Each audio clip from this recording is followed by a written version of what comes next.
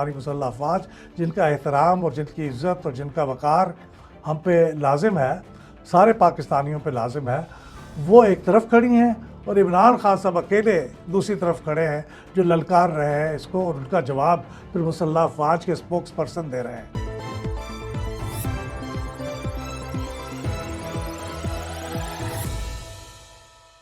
Inter services public relations کے director general کی press conference جو 5 دسمبر کو ہوئی، اس کے بارے میں کیوں سمجھتا ہوں کہ وہ غیر ضروری تھی بلکہ نقصان دہ بھی تھی، اس کی تفصیل عرض کرنے کی کوشش کروں گا، تھوڑی سی تاخیر سے ہی صحیح، لیکن میں سمجھتا ہوں کہ اتنی غیر معمولی بات ہے اور اتنی اہم بات ہے کہ اس کے اوپر گفتگو ہونی چاہیے۔ دیکھیے، پہلے تو اس کا کچھ پس منظر ہے اس پریس کانفرنس کا، اس کا ذکر بھی ہو جانا چاہیے۔ آپ کے علم میں ہے کہ 4 نومبر 2025 کو آخری ملاقات ہوئی تھی عمران خان صاحب کے ساتھ، ان کی بہنوں میں سے کسی ایک کی یا وکلاء کی، یعنی کوئی بھی ایک میٹنگ جو ہوئی، اس کے بعد پھر تقریباً 28 دن کا گیپ آ گیا اور کوئی میٹنگ نہیں ہونے دی گئی۔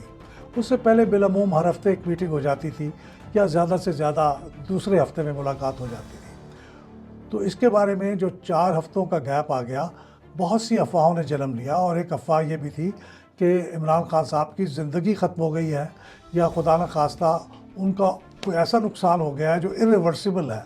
جو ان کے بیٹے نے الفاظ استعمال کیے، کوئی irreversible ہارم ہو گیا ہے جو حکومت چھپانا چاہ رہی ہے۔ تو جب ان افواہوں نے جنم لیا اور انڈین میڈیا کے اندر، افغان میڈیا کے اندر اس کا ذکر ہوا، تو یہ بہت دنیا کے اندر یہ بات پھیل گئی، کیونکہ عمران خان بہرحال ایک بین الاقوامی شہرت کے شخص ہیں، پاکستان کے سابق پرائم منسٹر ہیں، اس سے فیملی کی اور پارٹی کی پریشانی میں اور اضافہ ہو گیا۔ تو اس پریشانی کا عالم تھا جب عمران خان صاحب کی ایک بہن محترمہ نورین خان نیازی صاحبہ، انہوں نے انڈیا کے 3 ٹیلی ویژن چینل سے گفتگو کی، اور یہ غالباً 28 نومبر کی بات ہے جب انہوں نے بات کی۔ تو 28 نومبر کو انہوں نے جو بات کی، اس میں کم و بیش وہی باتیں کی جو وہ پاکستان کے میڈیا کے ساتھ گفتگو کرتے ہوئے کرتی ہیں۔ وہ تمام شکایتیں جو عمران خان کے ساتھ میٹنگ نہ کرنے کی، ان کے ساتھ اپنی بدسلوکی کی، کہ انہیں جب ملنے کے لیے وہ دھرنا دے رہی تھیں تو کس طرح پولیس نے ان کو ساتھ بدسلوکی کا نشانہ بنایا، ان کو زمین پہ گھسیٹا گیا، یہ تمام تفصیلات انہوں نے ان 3 چینلز کو بیان کی، اور تینوں چینلز نے اس کو بڑی وائڈ کوریج دی اور اس کو پاکستان کو ایک نیگیٹو لائٹ میں لانے کے لیے استعمال کیا۔ اب کیا نورین خان نیازی صاحبہ کو انڈین چینلز کے ساتھ بات چیت کرنی چاہیے تھی؟ یہ موضوع بھی زیر بحث ہے۔ اب سوال یہ ہے کہ کیسی بہن کو جس کا بھائی 28 دنوں سے اس کے ساتھ کوئی رابطہ نہیں ہوا، ملاقات نہیں ہوئی، اس کی جان کے بارے میں سوالات اٹھ رہے ہیں، اس کی ویلنس کے بارے میں سوالات اٹھ رہے ہیں کہ وہ ٹھیک ہیں بھی یا نہیں، تو اس پریشانی کے عالم میں ایک بہن کیا کرے؟ میرے خیال میں یہ قانونی طور پہ بھی کوئی جرم نہیں تھا، لیکن عام حالات میں انڈین میڈیا کے ساتھ گفتگو کرنا مناسب نہیں ہے، اس لیے کہ وہ پاکستان کے خلاف ایک بیانیہ بناتے ہیں، پاکستان کو ایک بدنام کرنے کے لیے استعمال کرتے ہیں۔ لیکن ایک ایسی بہن کی فرسٹریشن کو مد نظر رکھتے ہوئے میں سمجھتا ہوں کہ یہ قابل برداشت سمجھا جانا چاہیے۔ اگر ان کو کوئی خبر ایسی مل جاتی جس سے کہ ان کی صحت کے بارے میں ان کو پتہ چل جاتا تو شاید وہ یہ نہ کرتی، لیکن بہرحال یہ ایک الگ موضوع ہے۔ لیکن اس کے بعد جب یہ ہوا تو پھر بہت ہنگامہ بھی کھڑا ہوا ملک کے اندر کہ عمران خان صاحب سے کیوں نہیں ملنے دیا جا رہا۔ تو چنانچہ پھر یہ 2 دسمبر کو عمران خان صاحب کی ایک دوسری بہن محترمہ ڈاکٹر عثمہ خان کو ان سے ملنے کا موقع دیا گیا، وہ ان سے ملی، وہ تقریباً 8 پون گھنٹے کی ملاقات تھی۔ اس کے بعد جب وہ واپس آئیں تو انہوں نے یہ بتایا کہ عمران خان صاحب بخیریت ہیں، یہ ساری خبریں اور افواہیں بالکل غلط تھیں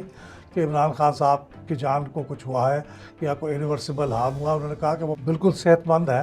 اور کوئی ایسی تشویش کی بات نہیں ہے، لیکن انہوں نے یہ بھی بتایا کہ عمران خان صاحب بہت ناراض ہیں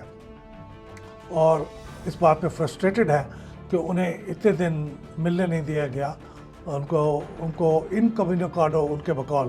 رکھا گیا۔ تو یہ جب باہر آئیں تو اس سے پہلے حکومت جب یہ نہیں دے رہی تھی ان کو ملاقات کا موقع، تو اس کی جسٹیفیکیشن وہ یہ بتاتی تھی کہ جیل رولز کے مطابق، جیل مینول کے مطابق جو قیدیوں سے ملاقاتیں ہیں وہ ریگولیٹ ہوتی ہیں اکارڈنگ ٹو جیل مینول، اور اس کے مطابق اگر لوگ جا کے ان سے ملاقات کے دوران کوئی پالیٹکس ڈسکس کریں یا پولیٹیکل میسیجنگ کریں، پولیٹیکل میسیج لے کے باہر آئیں اور پھر اس کے اوپر پریس کانفرنس بھی کریں اور ٹویٹس بھی کریں، تو یہ جیل مینول کی خلاف ورزی ہے۔ چنانچہ یہ خلاف ورزی چونکہ ہوتی رہی، اس لیے ملاقاتیں نہیں الاؤ کی جا رہی، تو انہوں نے اس خیال کا اظہار کیا کہ اب جو ملاقاتیں ہوں گی امید ہے وہ جیل مینول کو مد نظر رکھتے ہوئے سیاسی بات چیت نہیں ہوگی۔ محترمہ عظمیٰ نیازی صاحبہ جب باہر آئیں تو انہوں نے سیاسی گفتگو بھی کی اور سیاسی معاملات پہ میڈیا کے ساتھ گفتگو کرتے ہوئے بھی کہا، اور اپیرنٹلی پھر انہوں نے یہ تمام معلومات اس شخص کو یا ان لوگوں کو بھی فراہم کی جو عمران خان صاحب کا official Twitter handle x handle operate کرتے ہیں۔ وہ کون ہیں، وہ کہاں ہیں، اپیرنٹلی ایسے لگتا ہے کہ وہ ملک سے باہر ہیں اور وہاں سے وہ آپریٹ ہوتا ہے، تو ان کو یہ اطلاعات مہیا کی جاتی ہیں ملاقات کے بعد، اور پھر وہاں سے پھر وہ ٹویٹ کرتے ہیں اور میسیجز کرتے ہیں جو پارٹی کے لیے بھی ہوتی ہے اور وہ پارٹی کے کارکنوں کے لیے بھی ہوتی ہے۔ یہ وہ بات ہے جو قابل اعتراض حکومت کے نزدیک ہے۔ تو وہی ہوا کہ محترمہ عظمیٰ نیازی صاحبہ جب ان سے مل کے باہر آئیں تو اس کے 2 دن کے بعد یعنی 4 دسمبر کو پھر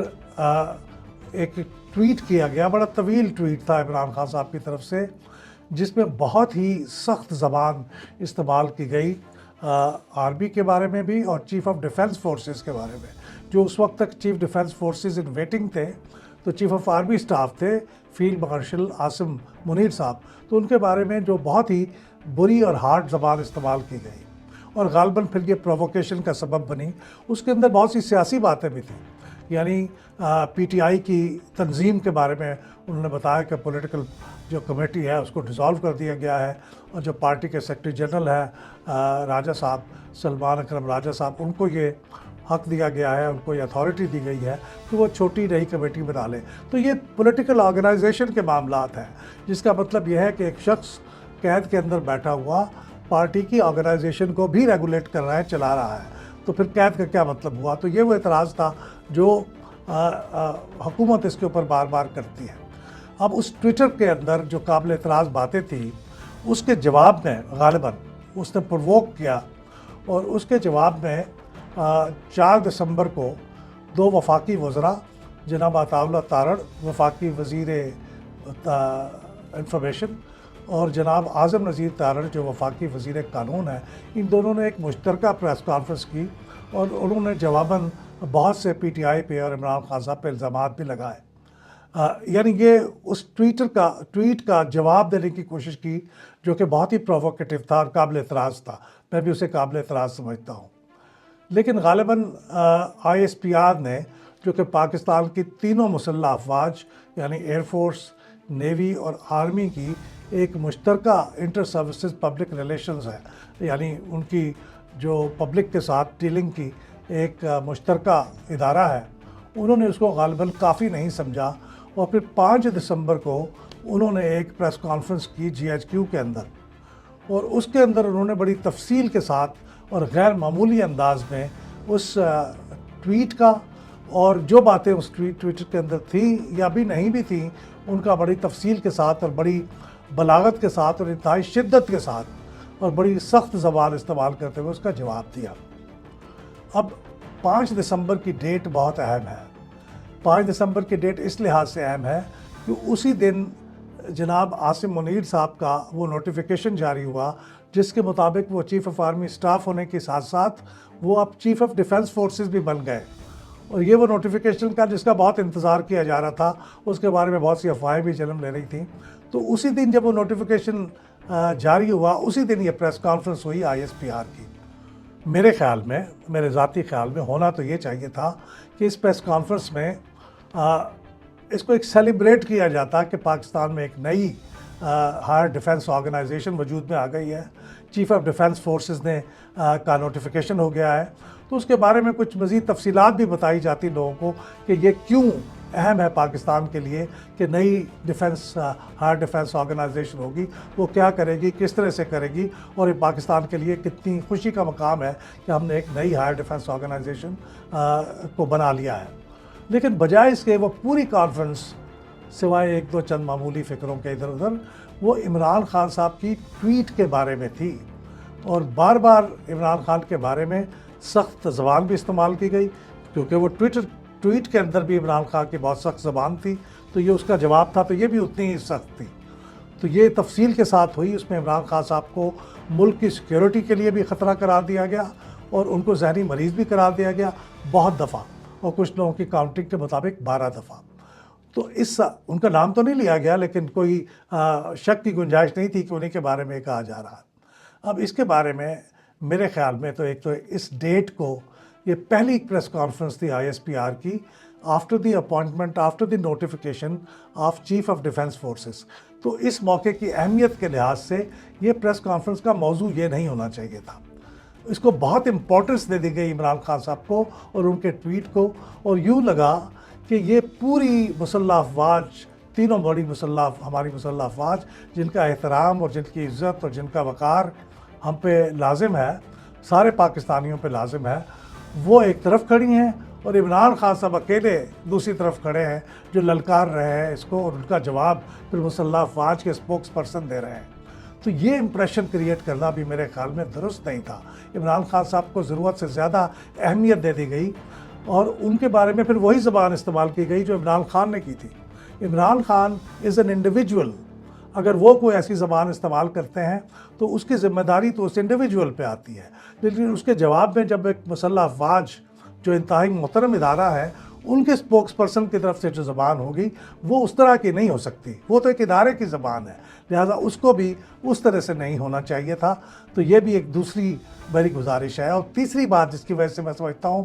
کہ یہ غیر ضروری بھی تھی اور غیر مناسب بھی تھی، وہ یہ کہ پاکستان میں ایک سویلین سیٹ اپ موجود ہے. پاکستان کے اندر وزیر اعظم ہے، ان کی کابینہ ہے، ہماری پارلیمنٹ ہے، وزراء ہیں، ان وزراء کے پیچھے وزارتیں ہیں جو یہ سارا کام بہت خوبی کے ساتھ کرنے کی انہیں اہلیت ہونی چاہیے.